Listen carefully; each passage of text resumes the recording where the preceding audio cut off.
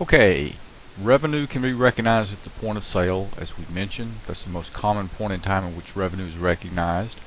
Sometimes revenue is recognized before final delivery of the product. The most common example is in construction contracts.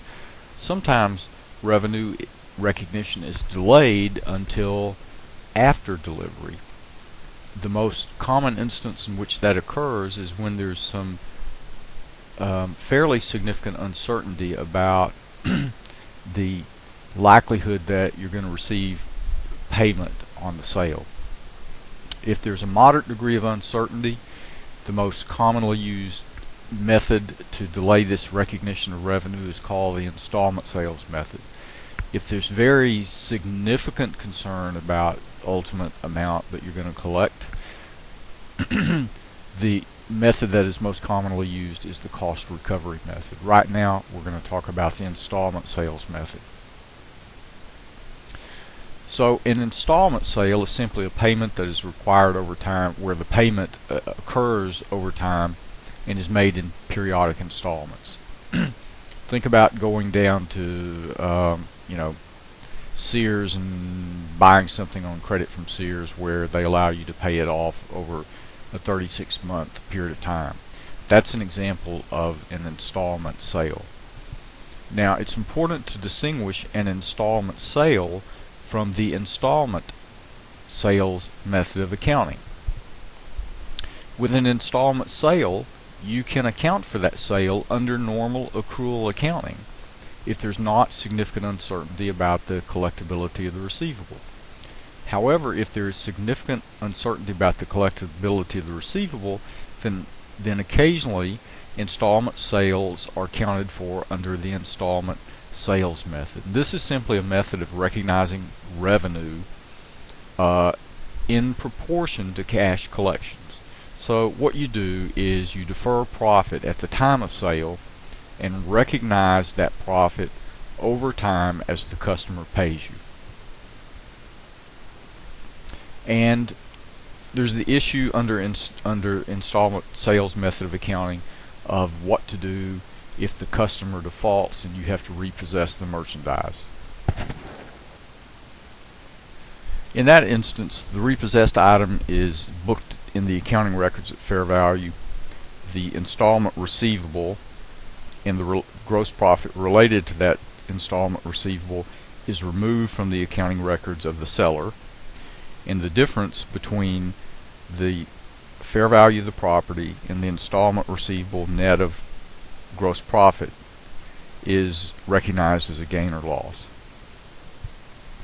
So we've got two exercises. Brief exercise 18-12, just illustrating the basic core accounting for installment sales accounted for under the installment sales method.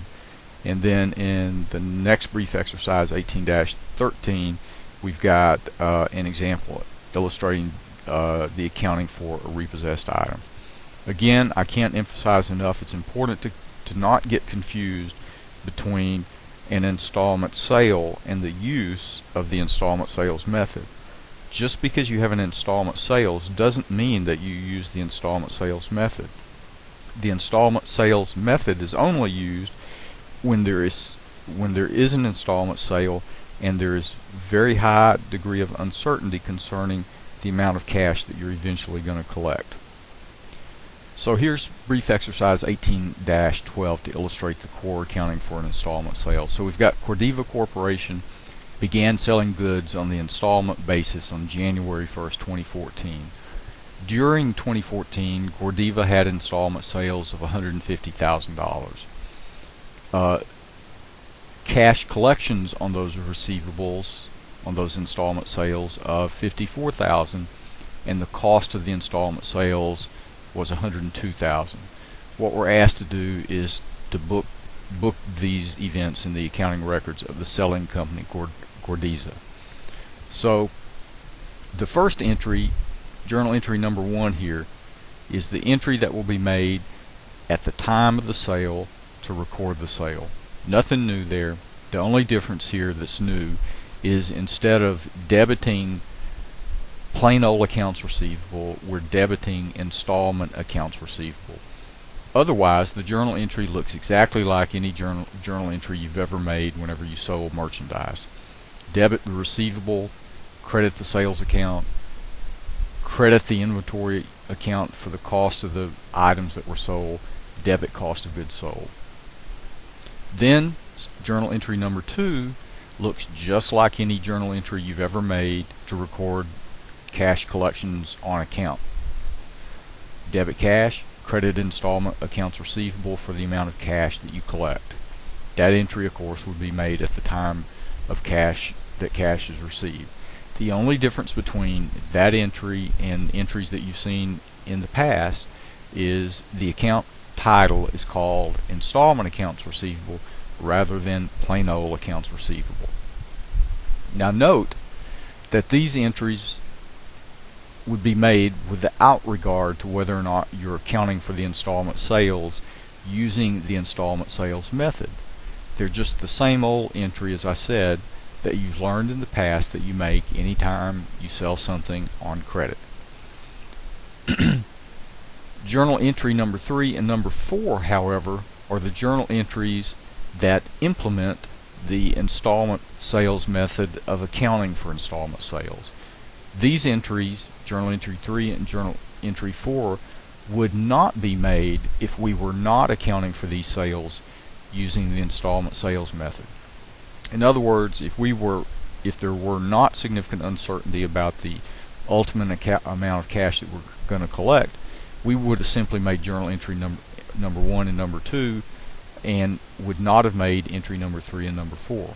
But because installment sales method accounting is appropriate here, because there's significant uncertainty concerning collectability, then we have to make journal entry number 3 and journal entry number 4. What journal entry number 3 does is it simply reverses out this entry here. We credited sales here. We're reversing the credit to sales by means of a debit entry here. We debited cost of goods sold here, and we are reversing out that with a credit to cost of goods sold here. And the difference between those two is the amount of gross profit on the installment sales. And what we're going to do is we're going to record that amount of gross profit that was generated on this installment sale in a liability account called deferred gross profit. That deferred gross profit account will appear in the liability section of the company's balance sheet. Okay, so the first journal entry is an end of year, journal entry number 3 is an end of year AJE that we make to defer the profit on current year sales. Then journal entry number 4 is an entry that we make to recognize, it's an end of year adjusting journal entry, to recognize profit that we have realized via cash collections from customers.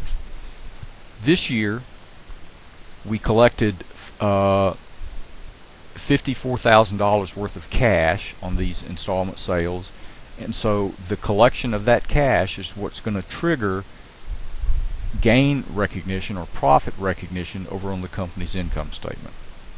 So what we have to do in order to figure out how much to debit the deferred profit account and credit the realized gross profit account for in journal entry number 4 is as follows. The first step we're going to do is we're going to calculate the gross profit rate on current year sales. And the way we're going to do that is we're going to divide gross profit on current year sales by total amount of current year sales.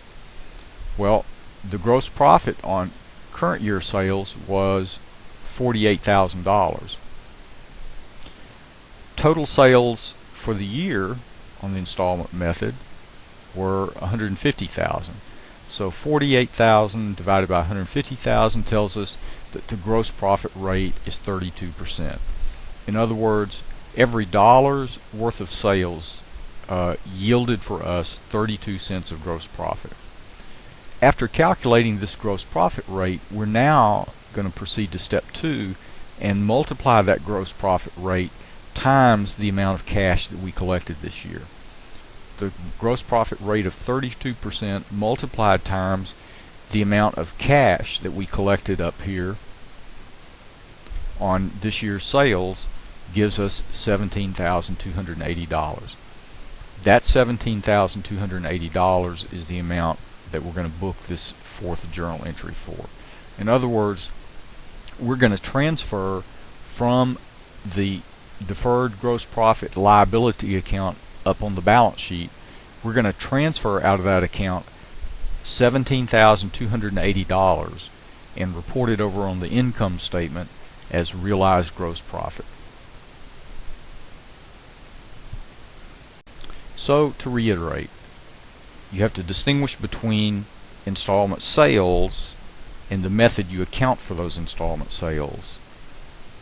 You can account for installment sales using full accrual accounting, i.e. make a journal entry like in JE number 1, or you can account for those installment sales using the installment sales method. Under the installment sales method, you generate a journal entry number 3 to reverse out the profit that you recognized in JE1, transfer that to a deferred profit account, and then over time as you collect cash, you recognize profit on the income statement based upon that year's cash collections.